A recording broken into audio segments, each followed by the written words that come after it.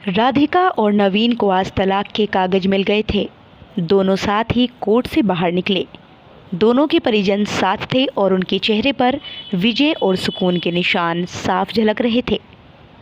आखिर 4 साल की लंबी लड़ाई के बाद फैसला जो हो गया था। 10 साल हो गए थे शादी को, लेकिन साथ में 6 साल ही रह पाए थे। 4 साल तो तलाक की कार्रवाई में ही लग गई।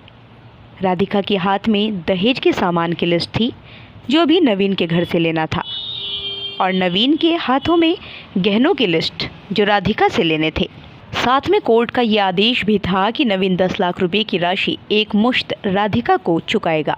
राधिका और नवीन दोनों ही एक टेम्पो में बैठकर नवीन के घर पहुंचे। दहेज में दिए सामान की निशानदेही राधिका को करनी थी, इसलिए 4 वर्ष बाद ससुराल जा रही थी, वो भी आखिरी बार। बस उसके बाद कभी नहीं आना था उधर। सभी परिजन अपने अपने घर जा चुके थे। बस 3 प्राणी बचे थे, नवीन, राधिका और राधिका की माताजी। नवीन घर में अकेला ही रहता था। माँ बाप और भाई आज भी गांव में ही रहते हैं। राधिका और नवीन का इकलौता बेटा जो अभी 7 वर्ष का है, कोर्ट के फैसले के अनुसार बालिग होने तक वो राधिका के ही पास रहेगा। नवीन महीने में एक बार उससे मिल सकता है। घर में प्रवेश करते ही पुरानी यादें ताज़ा हो गई। कितनी मेहनत से सजाया था इसको राधिका ने। एक एक चीज में उसकी जान बसी थी। सब कुछ उसकी आंखों के सामने बना था। एक एक ईंट से धीरे धीरे बनते घरौंदे को पूरा होते देखा था उसने। सपनों का घर था ये उसका। नवीन थका हारा सा सोफे पर पसर गया। बोला, ले लो जो कुछ भी चाहिए, मैं नहीं रोकूंगा तुझे। राधिका ने अब गौर से नवीन को देखा। 4 साल में कितना बदल गया है। बालों में सफेदी झांकने लगी है। शरीर पहले से आधा रह गया। 4 साल में चेहरे की रौनक गायब हो गई।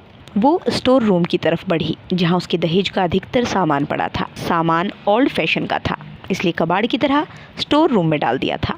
मिला भी कितना था उसको दहेज? प्रेम विवाह जो था दोनों का। घर वाले तो मजबूरी में साथ हुए थे। प्रेम विवाह था तभी तो नजर लग गई किसी की, क्योंकि प्रेमी जोड़ी को हर कोई टूटता हुआ देखना चाहता है। बस एक बार पीकर बहक गया था नवीन और हाथ उठा बैठा था उस पर। बस क्या था, गुस्से में मायके चली गई थी। फिर चला था लगाने सिखाने का दौर। इधर नवीन के भाई भाभी, उधर राधिका की माँ। नौबत कोर्ट तक जा पहुंची और तलाक हो गया। न राधिका लौटी, न नवीन लाने गया। राधिका की माँ बोली, कहाँ है तेरा सामान? इधर तो नहीं दिखता, बेच दिया होगा इस शराबी ने। चुप रहो माँ। राधिका को न जाने क्यों नवीन को उसके मुंह पर शराबी कहना बिल्कुल अच्छा नहीं लगा। फिर स्टोर रूम में पड़े सामान को एक एक कर लिस्ट में मिलाया गया। बाकी कमरों से भी लिस्ट का सामान उठा लिया गया। राधिका ने सिर्फ अपना सामान लिया, नवीन के सामान को छुआ तक नहीं। फिर राधिका ने नवीन को गहनों से भरा बैग पकड़ा दिया। नवीन ने बैग वापस राधिका को दे दिया। रख लो, मुझे नहीं चाहिए, तेरे मुसीबत में काम आएंगे। गहनों की कीमत 15 लाख से कम नहीं थी। क्यों? कोर्ट में तो तुम्हारा वकील कितनी दफा गहने गहने चिल्ला रहा था। कोर्ट की बात कोर्ट में खत्म हो गई राधिका। वहाँ तो मुझे भी दुनिया का सबसे बुरा जानवर और शराबी साबित किया गया है। सुनकर राधिका की माँ ने नाक भौं चढ़ाई। नहीं चाहिए, वो 10 लाख भी नहीं चाहिए। क्यों? कहकर नवीन सोफे से खड़ा हो गया।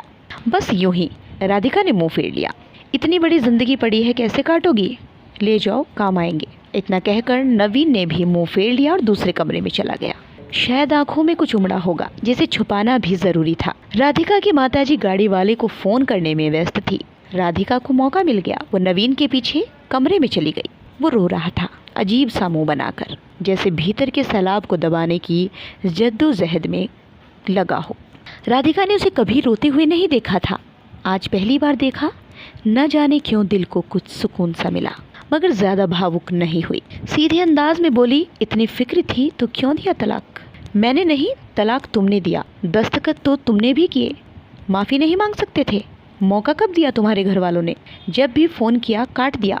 घर भी आ सकते थे, हिम्मत नहीं थी। राधिका की माँ आ गई। वो उसका हाथ पकड़कर बाहर ले गई। अब क्यों मुंह लग रही है इसके? अब तो रिश्ता भी खत्म हो गया। माँ बेटी बाहर बरामदे में सोफे पर बैठकर गाड़ी का इंतजार करने लगी। राधिका के भीतर भी कुछ टूट रहा था, दिल बैठा जा रहा था। वो सुन्न सी पड़ती जा रही थी। जिस सोफे पर बैठी थी उसे गौर से देखने लगी। कैसे कैसे बचत कर उसने और नवीन ने वो सोफा खरीदा था। पूरे शहर में घूमी तब ये पसंद आया था। फिर उसकी नज़र सामने तुलसी के सूखे पौधे पर पड़ी। कितनी शिद्दत से देखभाल किया करती थी। उसके साथ तुलसी भी घर छोड़ गई। घबराहट और बढ़ी तो वो फिर से उठकर भीतर चली गई। माँ ने पीछे से पुकारा, मगर उसने अनसुना कर दिया। नवीन बेड पर उल्टे मुंह पड़ा था। एक बार तो उसे दया आई उस पर, लेकिन वो जानती थी अब तो सब कुछ खत्म हो चुका है, इसलिए उसे भावुक नहीं होना है। उसने सरसरी नज़र से कमरे को देखा। अस्त व्यस्त हो गया है पूरा कमरा, कहीं कहीं तो मकड़ी के जाले झूल रहे हैं। कितनी नफरत थी उसे मकड़ी के जालों से। फिर उसकी नज़र चारों ओर लगी, उन फोटो पर गई जिनमें वो नवीन से लिपट कर मुस्कुरा रही थी। कितने सुनहरे दिन थे वो। इतने में माँ फिर आ गई और हाथ पकड़कर उसे बाहर ले गई। बाहर गाड़ी आ गई थी, सामान गाड़ी में डाला जा रहा था। राधिका सुन सी बैठी थी। नवीन गाड़ी की आवाज़ सुनकर बाहर आ गया। अचानक नवीन कान पकड़कर घुटनों के बल बैठ गया। बोला, मत जाओ, माफ़ कर दो। और शायद यही वो शब्द थे जिन्हें सुनने के लिए 4 साल से तड़प रही थी। सब्र के सारे बांध एक साथ टूट गए। राधिका ने कोर्ट के फैसले का कागज़ निकाला और फाड़ दिया, और माँ कुछ कहती इससे पहले ही लिपट गई नवीन से। साथ में दोनों बुरी तरह से रोते जा रहे थे। दूर खड़ी राधिका की माँ समझ गई थी कोर्ट का आदेश दिलों के सामने कागज़ से ज़्यादा कुछ नहीं। काश उनको पहले मिलने दिया होता।